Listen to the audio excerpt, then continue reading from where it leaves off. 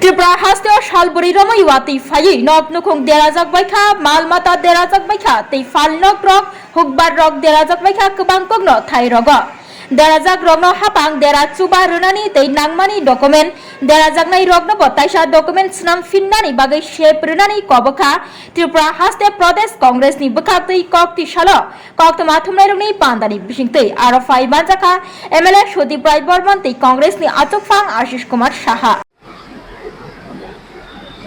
আমার প্রিয় সাংবাদিক ভাই বন্ধুরা, আপনারা জানেন যে গতকাল এই রাজ্যে ভয়াবহ ফ্লাড সিচুয়েশনকে সামনে রেখে একটি সর্বদলীয় মিটিং ত্রিপুরা স্টেট গেস্ট হাউসে অনুষ্ঠিত হয়। সেখানে কংগ্রেস দলের তরফ থেকে প্রদেশ কংগ্রেস সভাপতি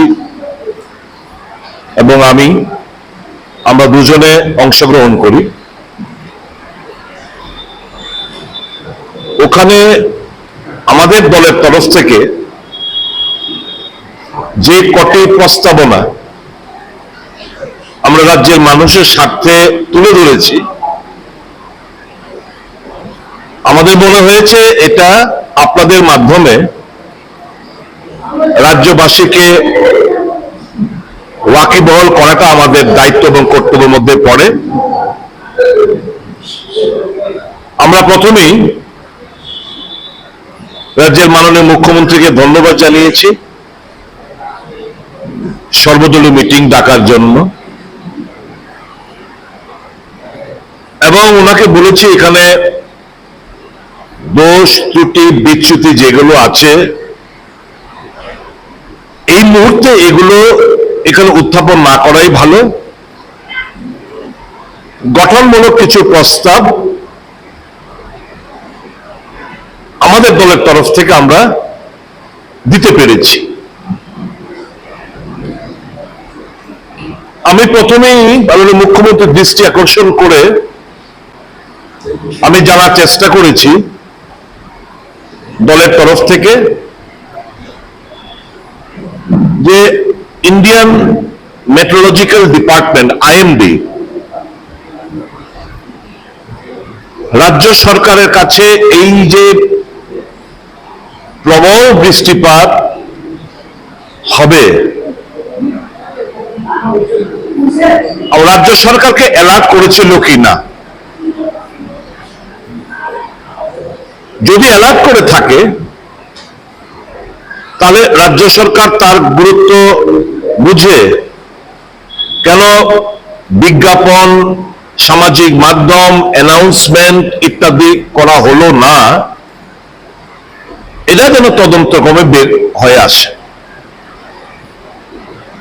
এরকম তো না হঠাৎ করে বৃষ্টি নেমেছে, একটা পূর্বাভাস আইএমডির তরফ থেকে পূর্বাভাস বলা হয়, রাজ্য সরকারগুলোকে সতর্ক করা হয়।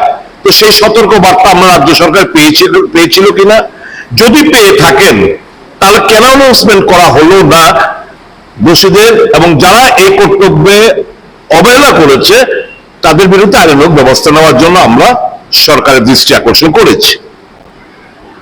এটা করার পর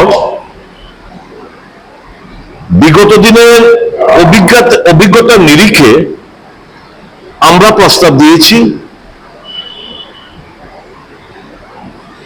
যে রাজ্য ভিত্তিক, বিধানসভা ভিত্তিক, মহকুমা এবং প্রয়োজনে জেলা ভিত্তিক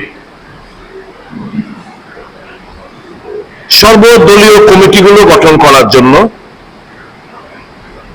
যাতে করে আমরা একটা ওয়াচ ডগের ভূমিকায় আমরা অবতীর্ণ হতে পারি। কোথাও কেউ যাতে বঞ্চিত না হয়, কেউ কোনো ডিপ্রাইভ না হয়, দলবাজি না হয়, দুর্নীতি না হয়, সেগুলো সুনিশ্চিত করার জন্য আমরা এই সর্বদলীয় কমিটি গঠন করার প্রস্তাব আমরা দিয়েছি। 2 নম্বর প্রস্তাব আমরা দিয়েছি যে রাজ্য সরকার কি ইতিমধ্যে একটা প্রাথমিক যে ব্যাপক ক্ষয়ক্ষতি ইনফ্রাস্ট্রাকচারের দিকে হয়েছে, মানুষের জীবনে হয়েছে, সেগুলো সম্পর্কে সরকারের কাছে কোনো সঠিক প্রাথমিক একটা সার্ভে করেছেন কিনা, যদি করে থাকে কোন কোন দপ্তরে কি কি ক্ষয়ক্ষতি হয়েছে, তার পরিমাণ কি। আমি সেদিনের খবরের কাগজ দেখে বলছি, একজন মন্ত্রী উনি দাবি করেছেন যে পাওয়ার এবং এগ্রিকালচার সেক্টরে আনুমানিক 600 কোটি টাকার মতো খরচা করা মানে ক্ষতি হয়েছে। তাহলে দপ্তর ভিত্তিক কি সেই ক্ষয়ক্ষতির পরিমাণ কি তারা প্রাথমিক সার্ভে করেছে কিনা? 15,000 কোটি টাকার মধ্যে কি এই যে মানুষের মূল্যবান ঘরের মধ্যে জিনিসপত্র, পুকুর থেকে মাছ বেরিয়ে গেছে, গরু ছাগল শূকর ইত্যাদি ভেসে গেছে, মানুষের রেফ্রিজারেটর টিভি থেকে শুরু করে আসবাবপত্র, বিছানা খাট তোষক বালিশ, গডরেজের সমস্ত ভ্যালুয়েবল ডকুমেন্টস থেকে শুরু করে সমস্ত নষ্ট হয়ে গেছে, এটা কোনো সার্ভে করা হয়েছে কিনা?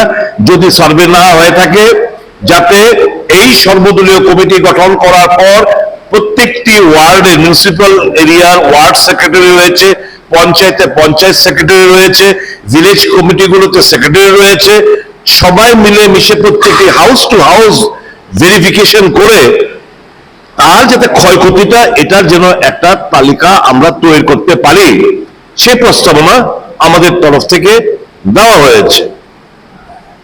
মুখ্যমন্ত্রী ওনার প্রারম্ভিক বক্তব্যে উনি বলেছেন যে রাজ্যে আনুমানিক 15,000 কোটি টাকার ক্ষয়ক্ষতি হয়েছে। বেশি হতে পারে যদি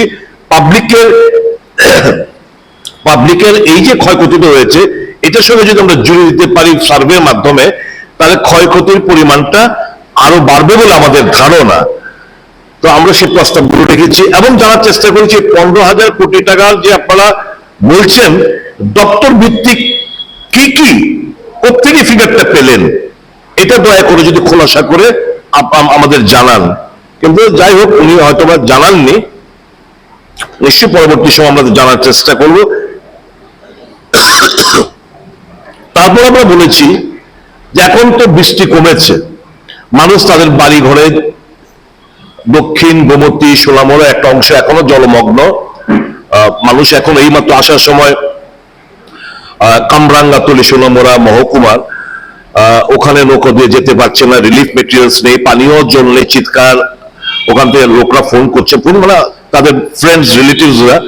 তো আমি সঙ্গে সঙ্গে আমরা এই কমল বাবুকে আমি ফোন করলাম, উনি ডিএম এসডিএম এর সঙ্গে কথাবার্তা বললো, এনডিআরএফ টিম যেতে পারছে না, নৌকো আটকে যাচ্ছে, এখন উডেন কয়েকটা নৌকো দিয়ে তাদের কাছে রিলিফ মেটেরিয়াল পানীয় জল পৌঁছে দেওয়ার এক্ষুনি আমাকে ফোনে জানালেন, উনি ইনস্ট্রাকশন দিয়েছেন, ব্যবস্থাপনা করবেন। তো এখনো মানুষের এই ডিস্ট্রেস পজিশনে যে রয়েছে এটা এখনো চলছে বেশ কিছু পকেটে, যেখানেই জল নেমেছে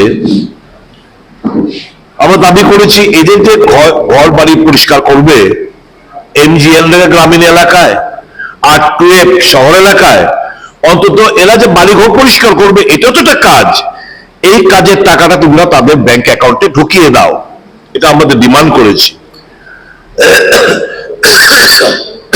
সরি, আমরা ডিমান্ড করেছি রাজ্যের মানুষের সাথে, ভ্যালুয়েবল ডকুমেন্টস মানুষের নষ্ট হয়ে গেছে, এই ডকুমেন্টস গুলো যখন সার্ভে হবে এই ডকুমেন্টস গুলো ডুপ্লিকেট কপি যেন সবাই পায়, আধার নষ্ট হয়েছে, পিআরটিসি নষ্ট হয়েছে, বিভিন্ন স্কুলের যারা পাশ করেছে সার্টিফিকেট গুলো নষ্ট হয়েছে, হয়তো কোথাও রাখা ছিল জলে একদম ভেসে গেছে, কোথাও এগুলো নষ্ট হয়ে পড়েছে, এগুলো যেন খুঁজে বের করে এই ডকুমেন্টস গুলো ডুপ্লিকেট প্রদান করা হয়, তার আমরা দাবি জানিয়েছি। আমরা দাবি জানিয়েছি যে অনেক ছেলেরা ব্যাংক থেকে কিংবা ফিনান্সিয়াল ইনস্টিটিউশন থেকে লোন নিয়ে কেউ গাড়ি কেউ অটো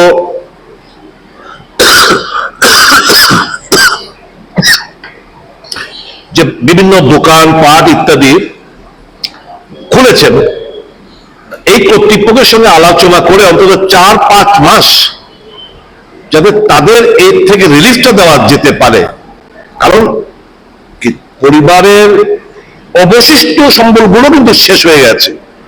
এখন এরা অটো চালিয়ে, রিক্সা চালিয়ে, দোকান করে, দোকানের মালপত্র নষ্ট হয়েছে। এরা ব্যাংক ইনস্টলমেন্ট দেবে কিংবা ফিনান্সিয়াল ইনস্টিটিউশন ইনস্টলমেন্ট দেবে, নাকি তাদের পরিবার পরিজনের মুখে ভাত দেবে? তো আমরা এই দাবিটুকু আমরা করেছি যাতে তাদেরকে রিলিফ দেওয়া হয়। রাজ্য সরকারের কাছে আমরা দাবি জানিয়েছি, কৃষকরা তো দারুণভাবে ক্ষতিগ্রস্ত, আপনারা জানেন, যারা চাষি, যারা কৃষক তারা রয়েছেন, তাদের হাতে আর বিলম্ব না করে কিভাবে, কারণ এখন বাজারে স্বাভাবিকভাবে আজকে না হোক 10-15 দিন বাদে কিংবা এখনই বাজারে শাক সবজির একটা আগুন দাম, সাধারণ মানুষের নাগালের বাইরে। কালোবাজারিরা, যদিও সরকার থেকে ঘোষণা করা হয়েছে, তারপরেও কালোবাজারিরা যারা রয়েছেন তারা আজকে এখন এই আর্টিফিশিয়াল প্রাইসিস দেখিয়ে তারা এই জিনিসগুলো মূল্য বাড়ানোর চেষ্টা করবে, এবং বাজারে গিয়ে বোঝা যায় পেঁয়াজের দাম, আলুর দাম ইত্যাদির দাম যে পরিমাণ বৃদ্ধি পাচ্ছে দিন দিন। সরকারকে আমরা করেছি যাতে করে বাজারটা নিয়ন্ত্রণ রাখতে পারে, এবং এগ্রিকালচারাল প্রোডাক্ট প্রডিউস যারা করেন তাদের কাছে কিভাবে অর্থনৈতিক সহায়তা আমরা দ্রুততার সঙ্গে পৌঁছে দিতে পারি সেগুলো। যারা শূকর, মুরগি, হাঁস, গরু, ছাগল প্রচুর সংখ্যক ভেসে যাচ্ছে, এই সমস্ত নির্ণয় করে তাদেরকে পর্যাপ্ত পরিমাণে যাতে আমরা ক্ষতিপূরণ আমরা দ্রুততার সঙ্গে পৌঁছে দিতে পারি সেটা সুনিশ্চিত করার আমরা দাবি জানিয়েছি। শহরাঞ্চলেও বিশেষ করে নদীর ধারে যারা বসবাস করেন, খুব গরিব অংশের মানুষ, তিলে তিলে টাকা অর্থ করে জমিয়ে হয়তোবা বাড়ির জন্য একটা কিছু মূল্যবান জিনিস কিনেছেন, হয়তো টিভি কিনেছেন, নষ্ট হয়ে পড়েছে, জলমগ্ন হয়ে পড়েছে, রেফ্রিজারেটর দোকান একটা খুলেছেন কোল্ড ড্রিঙ্কস রাখার জন্য, একটা রেফ্রিজারেটর জলমগ্ন হয়ে রেফ্রিজারেটর নষ্ট হয়ে পড়েছে। এই সমস্ত ক্ষতিপূরণ গুলো যাতে দ্রুততার সঙ্গে আমরা দিতে পারি, আমরা সেগুলো সরকারের আমরা নিয়েছি। ফিশারি, যারা ফিশারির সাথে যারা জড়িত মৎস্যজীবীরা, আপনারা জানেন মানে এমন কোন পুকুর নেই, লেক নেই যেখানে রিজার্ভার নেই, যেখানে মাছ চাষ হয় যে মিলে মিশে একাকার হয়নি। মাছ সব মানে এই বন্যায় সবকিছু একাকার হয়ে গেছে। তো তাদেরকে পর্যাপ্ত পরিমাণে, নয়তো আগামী দিনগুলোতে মাছের আকাল দেখা দেবে, আমরা মাছ খেতে পারবো না। সবটা নির্ভর করতে হবে ইম্পোর্ট যারা করবে, ওটার উপর নির্ভর করতে হবে, বিভিন্ন প্রদেশ থেকে যে মাছগুলো আছে তার উপর নির্ভর করতে হবে। স্বাভাবিক এখনই দেখুন গিয়ে 150 টাকা পোল্ট্রি মুরগি আজকে বাজারে 350 টাকা করে বিক্রি হচ্ছে। প্রত্যেকটি প্রয়োজনীয় আইটেমে, নিত্য প্রয়োজনীয় মানুষ যে খায়, এগুলো মূল্য বৃদ্ধি হয়ে যাচ্ছে। তো সরকারের গোচরে আমরা এই জিনিসগুলো নিয়েছি এবং সরকারকে দ্রুততার সঙ্গে, আপনারা জানেন আমাদের আজকে কংগ্রেস ভবনে বসে যেহেতু প্রেস মিট করছি, ওখানে আমরা গঠনমূলক আমরা সরকারকে, ওখানে কোনো আমাদের মতবিরোধ হয়নি, সবটা রাজ্যের মানুষের স্বার্থে আমরা ওখানে আমরা আমাদের প্রস্তাবগুলো আমরা রাখার চেষ্টা করেছি এবং বলেছি আর বিলম্ব না করে। আমি বহুবার বিধানসভার ভেতরে বাইরে এবং প্রত্যেকটি সেশনে, এই সেশনে আমি দিয়েছি, বলেছি যে ফ্ল্যাক্স ব্যবহার বন্ধ করুন। এগুলো আমরাই হচ্ছে পরিবেশ নষ্ট করছি। এর জন্য আমরা জনগণ সহ আমরা যারা রাজনৈতিক জীব রয়েছে, সরকার, প্রশাসন, এই যে নন বায়োডিগ্রেডেবল সাবস্টেন্স যেগুলো পচন ধরে না, এগুলোকে আমরা যত্রতত্র ভাবে অ্যাডভার্টাইজমেন্ট, ইলেকশন ক্যাম্পেইন, সমস্ত জিনিস ফ্ল্যাক্স ফ্ল্যাক্স ফ্ল্যাক্স, এগুলো তো পচনশীল না, নন বায়োডিগ্রেডেবল সাবস্টেন্স। কাজে এগুলো তো, এই যে এক্সেস রেইন ওয়াটারটা, এটা তো মাটির ভেতরে যে প্রবেশ করবে সেটা কোনো সুযোগ পাচ্ছে না এরা। যে যত্রতত্র মিনারেল ওয়াটার বটল, আমাদের টেবিলে বটল ছিল, আমরা কেন আমরা এগুলো ব্যবহার করছি? এই যে ব্লকেট হয়ে যাচ্ছে, ব্যান করুন, এই মিনারেল ওয়াটার বটল ব্যান করুন, এই ফ্ল্যাক্স ব্যবহার ব্যান করুন, প্লাস্টিক ব্যান করেছেন কত মাইক্রোমিনিটে, আমি ঠিক ফিগারটা আমার জানা নেই, কিন্তু এগুলো আপনারা করেছেন, ইমপ্লিমেন্টেশন কোথায়? কাজে আমি বলছি সেই জায়গায় কর্মসংস্থান শুরু হবে। এই মিনারেল ওয়াটার বোতলগুলো যদি আমি বন্ধ করে আমরা যদি এই যে যারা পটারি শিল্পের সাথে জড়িত, যারা কুমার, যারা এই বিভিন্ন জিনিসগুলো বানায়, বিশেষ করে রুদ্রপাল পাল এই সমস্ত জিনিসগুলো বানায়, তাদেরকে এই জিনিসগুলো মিনারেল ওয়াটার যদি আমরা এর মাধ্যমে আমরা তাদেরকে সুযোগ করে দিই, কর্মসংস্থানের ব্যবস্থা হবে।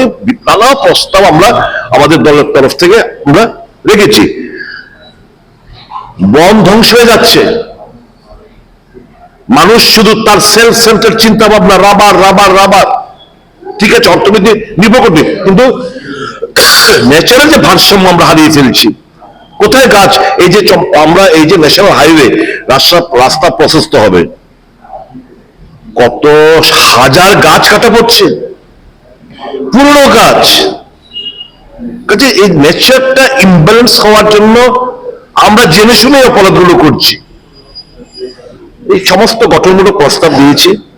আর আজকে যেহেতু কংগ্রেস ভবনে আমাদের মিটিং, আপনারা জানেন, আমাদের প্রেস মিট, আপনারা জানেন এই যে দুর্যোগপূর্ণ পরিস্থিতিতে আমাদের সর্বভারতীয় কংগ্রেস সভাপতি মল্লিকার্জুন খাড়গে তা গভীরভাবে চিন্তা ব্যক্ত করেছেন, যারা নিহত হয়েছেন সমবেদনা জানিয়েছেন। রাহুল গান্ধীজি, আমাদের লোকসভার লিডার অফ দ্য অপোজিশন, উনি টুইট বার্তায় সামাজিক মাধ্যমে একের পর এক ত্রিপুরাবাসীর হয়ে টুইট বার্তা করে যাচ্ছেন। আমাদের এই দুজন জওয়ান শহীদ হয়েছেন উদ্ধার কার্যের সাথে জড়িত, তাদের ব্যাপারে। কিন্তু পাশাপাশি দুর্ভাগ্য সত্য যে অন্য কোন রাজনৈতিক দলের নেতাদের এই চিন্তা ব্যক্ত করতে আমরা দেখিনি। আজকে মন কি বাতে প্রধানমন্ত্রীর মন কি বাত, আজকে সেখানে ত্রিপুরার এই বন্যার কোনো উল্লেখ নেই, কোনো আলোচনা, কোনো স্থান নেই। আমার অনুরোধ থাকবে সর্বভারতীয় নেতৃত্বের শাসক গোষ্ঠীর কাছে, বিশেষ করে ত্রিপুরার জন্য একটা স্পেশাল প্যাকেজ যেন ওনারা ঘোষণা করেন। এই বন্যা যেরকম ভাবে অন্যান্য প্রদেশে হলে হেলিকপ্টার নিয়ে ছুটে আসতে দেখি প্রধানমন্ত্রীকে কিংবা স্বরাষ্ট্রমন্ত্রীকে, আমরা ত্রিপুরাবাসী যেন এটা যেন লেট ডাউন না হই। এখানে যেন ওনারা এসে হেলিকপ্টারের মাধ্যমে হোক একটু ঘুরে গেলেও আমরা আশ্বস্ত হব, যাতে করে ওনারা স্টক নিয়ে এই যে আমাদের যে রাজ্যের যে চাহিদা, এই যে সরকারি ভাবে যে প্রাথমিক যে 15,000 কোটি, এটা এই ফিগারটা করতে গেল, এটা মস্ত বড়। যাই হোক, মুখ্যমন্ত্রী যে কিছু বলেছেন, আমরা 15,000 কোটি টাকার মধ্যেই আমরা বলছি যে এই ফিগারটা যেন এর থেকে বেশি টাকা যেন আমরা পাই রাজ্যবাসীর স্বার্থে, আমরা কেন্দ্রীয় সরকারের কাছে আমরা দাবি জানাচ্ছি। সর্বদলীয় টিম যাতে দিল্লি গিয়ে, আমাদের প্রস্তাবনা ছিল আমরা সর্বদলীয় টিম দিল্লির মধ্যে গিয়ে এই যে টাকা, এই টাকা তার সবাই একযোগে এক সুরে আমরা কথাবার্তা বলে, কেন্দ্রীয় স্বরাষ্ট্রমন্ত্রী হোক, ফিনান্স মিনিস্টার হোক, প্রধানমন্ত্রী হোক, আমরা সমস্ত দলগুলো আমরা গিয়ে কথাবার্তা বলে আমরা আমাদের রাজ্যের মানুষের সাথে আমরা টাকা চাইবো, এই প্রস্তাবটা আমরা দিয়েছি। এখন আমরা অপেক্ষা করছি মাননীয় মুখ্যমন্ত্রী আমাদের এই প্রস্তাবনায় কি সাড়া দেয়, তা আমরা দেখব। আমরা কোনো রাজনীতি করতে চাই না এই সমস্ত ইস্যুগুলো নিয়ে। ত্রুটি বিচ্যুতি যেগুলো আছে এগুলো পরবর্তী সময় we have kept aside for the time being, পরবর্তী সমালোচনা আমরা নিশ্চয় করতে পারবো। কিন্তু আমরা মনে করি যে সচেতন রাজনৈতিক দল, দায়িত্বপূর্ণ রাজনৈতিক দলের কর্মী হিসেবে আমরা আমাদের ভূমিকা যথাযথভাবে গতকালকে সর্বদলীয় মিটিং এ মাননীয় প্রদেশ কংগ্রেস সভাপতি ও আমরা দুজন প্রতিনিধি আমরা আমাদের বক্তব্য এই রাজ্যের মানুষের স্বার্থে আমরা উত্থাপন করেছি, এবং আশা করছি সরকার এই প্রস্তাবগুলোর উপর নিশ্চয়ই পজিটিভ আকারে সাড়া দেবেন।